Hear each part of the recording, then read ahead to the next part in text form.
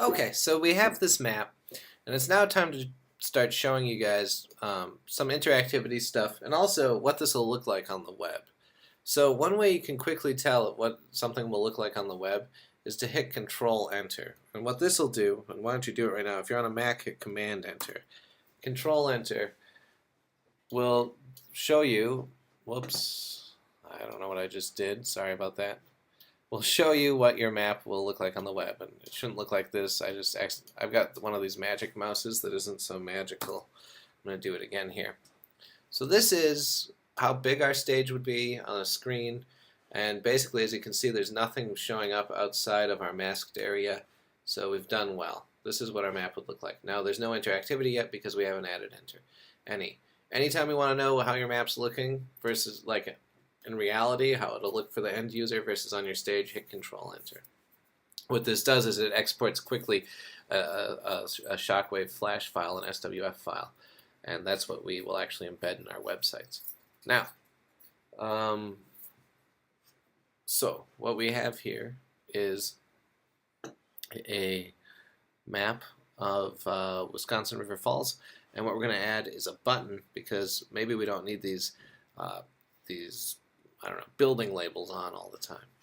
So how do you create buttons? Well, there are a couple ways. You can go to the library, and you can, in your library, there are sometimes pre-made buttons. Actually, I think here it is. Under Common Libraries, we can go to the buttons, and there are a variety of buttons that are pre-made for us, and they're kind of defaultish, but they work. So if we go in here, you can see here's a round button, a red button, a green button, bubble buttons, etc. But probably the best way is to draw your own.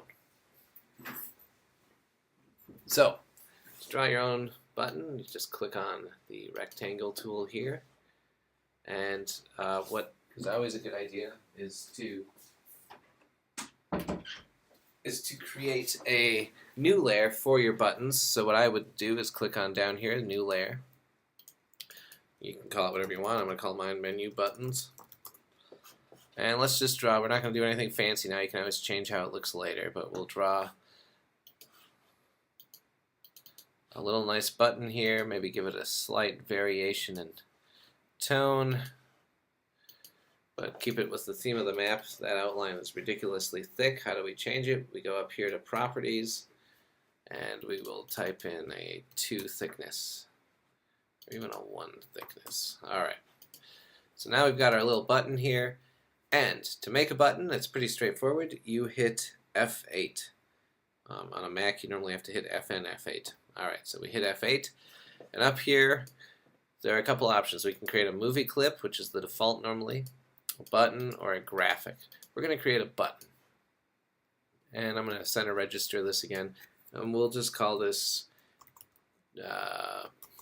button. You can call it generic button or anything, but if you're gonna, we'll probably use the same button for several things because we want to standardize the look. So I'm just going to call it button. Hit OK. And what we have now is this new button, and it's still not interactive or anything, but we've identified something as a button, and therefore it has the properties that a button would have. Flash has some built-in properties. Another really important thing, anytime you create something that's going to be interactive, and I know you might not think of as a button as interactive, but people are going to press it or hover over it or whatnot, so therefore it needs to be interactive. Whenever you create something like this, if you look up in Properties, it says Button, and you'll see this instance name. You need to give everything an instance name. Now, we just created this button and called it Button. That's not an instance name. What an instance name is when you have one item selected, what that particular button's name is. So we're going to call this building labels, or no, we'll call this building button or something that has to do with what it's going to do. So we're going to use this button to turn the labels on and off. So building button. Alright. Why is this important? Well, let me show you something else. So if we go back to library, and I have something in here called a generic button that I made a little bit ago. You don't have that. But see, our button is here. We can click and drag as many of these buttons as we want out onto the stage. So unfortunately it's not lining up for me very well, but there's an alignment tool. Alright, Get rid of that. There we go. So I drag this one out. If I go back to properties, the original button we have is called building button. This one, which is also a button, has no instance name. We'll call this title button.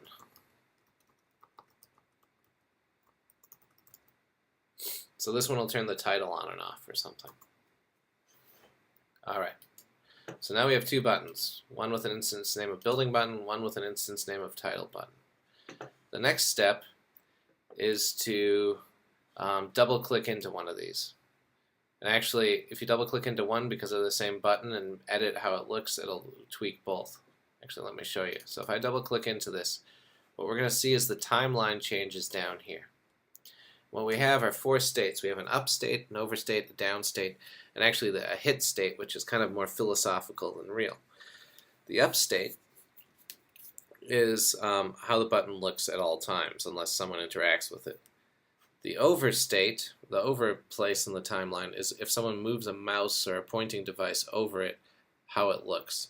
The down state is if someone touches it with their finger or clicks on it with a mouse, how it looks. And the hit state says what area is the area of interaction. So let me explain this. First of all, we've got the up state. This is how our button looks. What you can do is you can right click over that frame and go to copy frames, and then you can click in the over and right click and hit paste frames. So at all times our button looks like this. When someone moves their mouse over it, right now it still looks like this, but what we can do is we can edit this. When someone moves their mouse over it, maybe we'll want it to have to darken, so a black outline and a darker interior, so that they know that they're over it, right? It'll be a visual cue that they've done something to this. Now, when they press it, maybe we want something else. If you actually go to insert keyframe, what it'll do is just insert, it'll copy the frame you're in into this frame. So you can copy paste frame or insert keyframe. When they go down, perhaps we really want something drastic, like white interior and red exterior. This is terrible design, but I'm just giving you an example. So these are the three real states. Then there's this other one called hit. What hit is it tells you the area that someone can actually touch in order to be over or pressing down. Now sometimes, for example on mobile devices where buttons are really small, people don't hit exactly in the button because their fingers are fat and chubby. So what you can do is go to insert keyframe, is you can use a variety of tools, including the free transform tool, to make this bigger. And maybe you actually want it to spread further over here and over here. What this will do is it means if someone moves their finger or their pointer and it gets even here, it'll count as being over the button and it will change color. Or if someone presses down here with their mouse, it'll still change color, even though the button is much smaller than that. Alright, so what I want to do now is go and hit Control Enter. And if I move my mouse here, see how it changes color even though I'm not quite over the button yet? That's because of the hit area. If I press down, even up here, it changes color. Hey, this one's changing too. Anyone know why? Because this is the same button. This is building button, this is title button, but they are both button.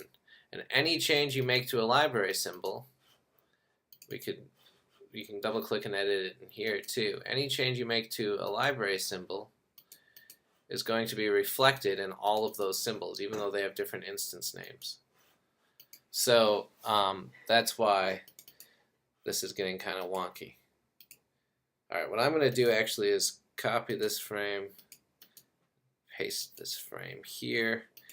I don't want it to be a bigger area of hitting. So that's great. We've created interactivity. We've created change when you roll over something. Next step is to make these buttons do something. Make it so when you click on a button, it interacts or does something with something else on the map.